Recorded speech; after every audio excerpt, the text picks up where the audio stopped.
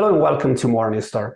The big news within the ETFs space is that the American asset management firm ARK Invest, which specializes in disruptive innovation, has acquired Rize ETF, a London-based provider of thematic and sustainable trackers. To talk about the future of ARK Invest in Europe, among other things, today I'm joined by the well-known founder and CEO of ARK Invest, Cathie Wood. So, Cathie, first of all, welcome and thanks for being here. Let's start with the basics. Why this takeover in Europe and why now? Well, it's been very interesting at ARK practically since the beginning. When we monitor who the subscribers are to our research, which we give away free, we have found that 25% of them are from Europe.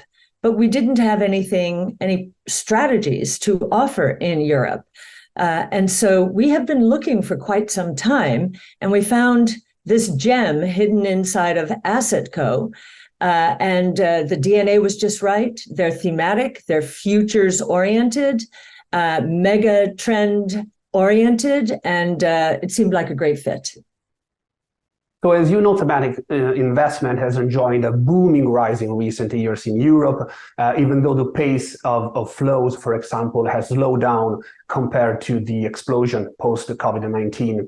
What are your thoughts in investing thematically, especially here in Europe, where the average investor is probably different from the American one? Well, judging from the responses to our research, I think the appetite is there. And I also do appreciate, certainly we're learning a lot from our new ARK Invest Europe team, that Europe is different. Different countries have different kinds of appetites for different strategies.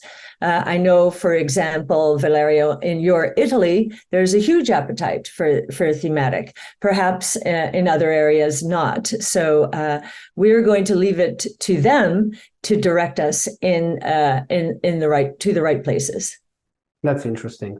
What advice would you have for investors shopping for a thematic fund? And there are any themes in your view that don't really have investment merit, at least today?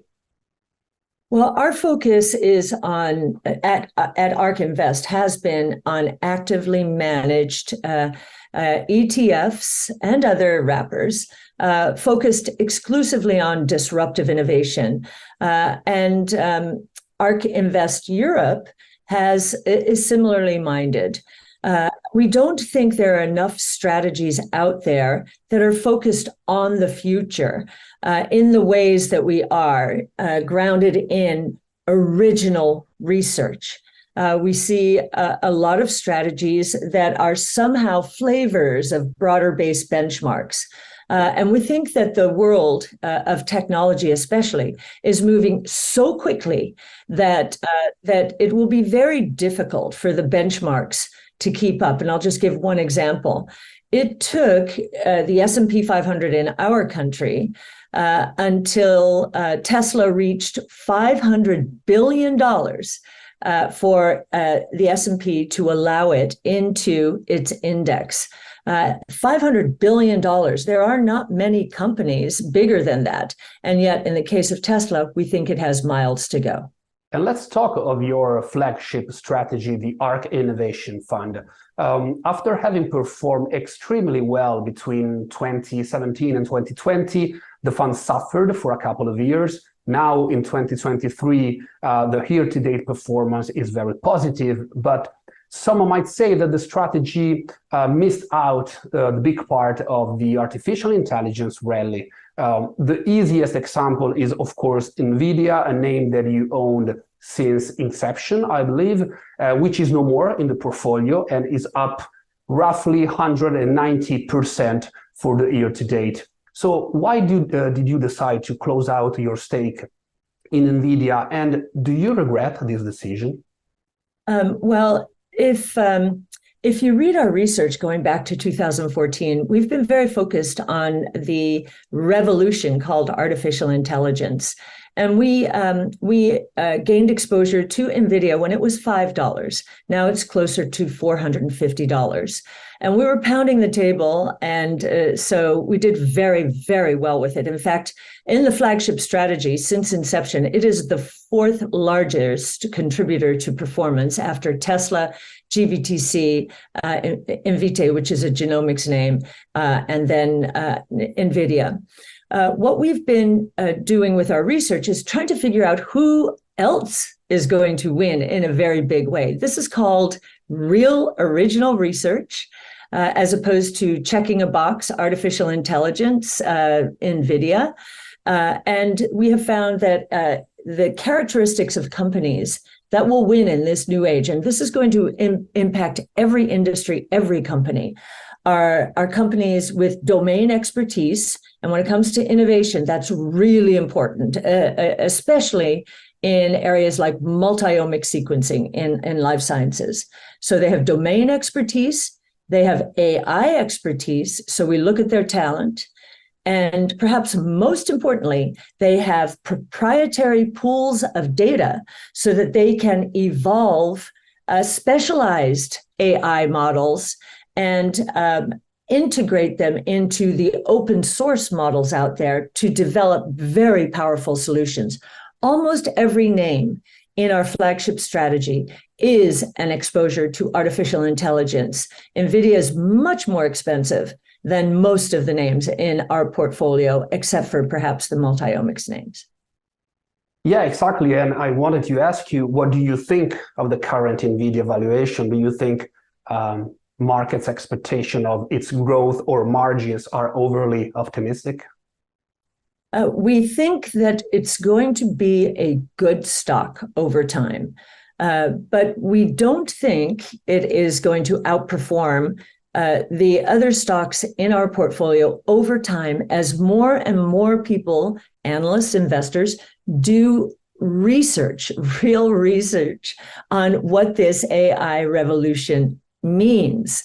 And so we think our current positions are misunderstood exposures to artificial intelligence. We do not regret selling Nvidia in the flagship, which has to incorporate all of our innovation platforms, so robotics, energy storage, artificial intelligence, blockchain technology, and multi-omic sequencing. The other portfolios, which are more specialized, do own Nvidia. We've just taken the position down quite significantly. All right. And speaking of artificial intelligence, of course, you've been investing in it for years.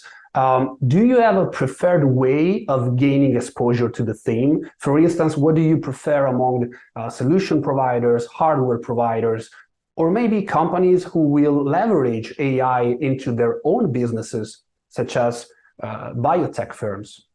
Sure. We, as I mentioned, practically every stock in our portfolios we view through an AI lens in the way I described, especially focused on proprietary data. But for every dollar of hardware invested in the AI space, and Nvidia is primarily hardware, evolving more software solutions, but primarily hardware. For every dollar of hardware, we expect 8 to 20 times the amount of software. And so we have a lot of software-oriented names in our portfolios. To give you an example, UiPath is a robotics process automation company. It is helping companies automate the most mundane administrative tasks in their companies.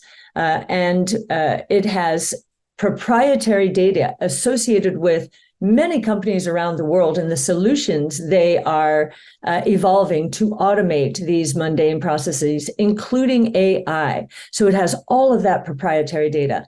Other names that are not familiar, and that's what we offer, is diversification in the disruptive innovation space. Other names include Twilio, Exact Sciences, even Zoom.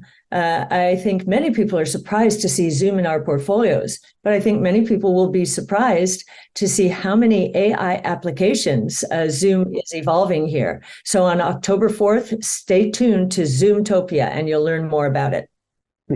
Very interesting.